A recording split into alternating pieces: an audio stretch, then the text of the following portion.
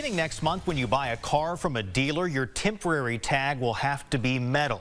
Good evening and thank you for joining us tonight. In an effort to fight fraud and misuse, a statewide ban on paper tags will take effect beginning July 1st. KLTV7's April Peardot stopped by some East Texas car dealerships preparing for that big change. It's going to cost the dealers some upfront money that they won't get reimbursed for. For Rod Anderson, CFO for Hall Buick GMC in Tyler, We're a fairly large dealership in Tyler. he sees potential concerns rising with the new system being put in place starting in July. The state will issue permanent metal license plates to buyers at the time of purchase, replacing temporary paper tags. Many dealers expect some initial challenges, especially those with multiple locations. It's almost to the point where you may have to hire somebody new just to manage all of this. Previously, dealers simply printed a temporary paper tag, but now they must securely store, assign, and track physical plates before a customer can leave with a vehicle. It's definitely going to be a chore for the dealers. You know, honestly, it's going to be a lot of extra work. While customers will only see a $5 fee increase, dealerships must invest in secure storage, locks, and special plates for test drive cars that the state isn't providing additional funding for. This is a totally new process for us. It's a new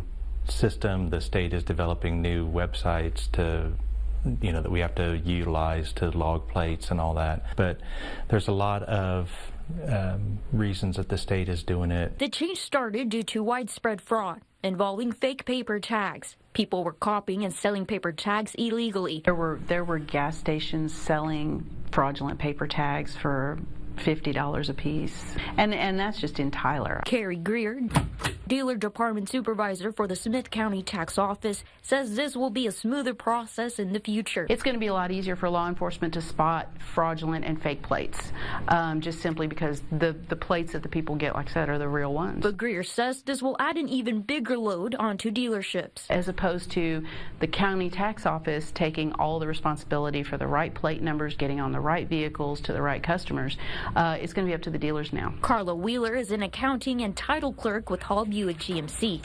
She says there are other concerns, such as dealers typing incorrect license plate numbers or the state not supplying enough plates to sell cars in a timely manner, as well as dealership branding. When you buy a new vehicle, people will see, by that plate, by that, dealer right there on the front, and now we won't have that. Our goal is to provide great customer service. We always want to do that, but it's going to take a little bit of time to figure out what the steps are and how we need to do it in a way that's efficient. April Peardot, KLTV 7 News. Now, most paper tags are good for 60 days and they will not be issued after June 30th.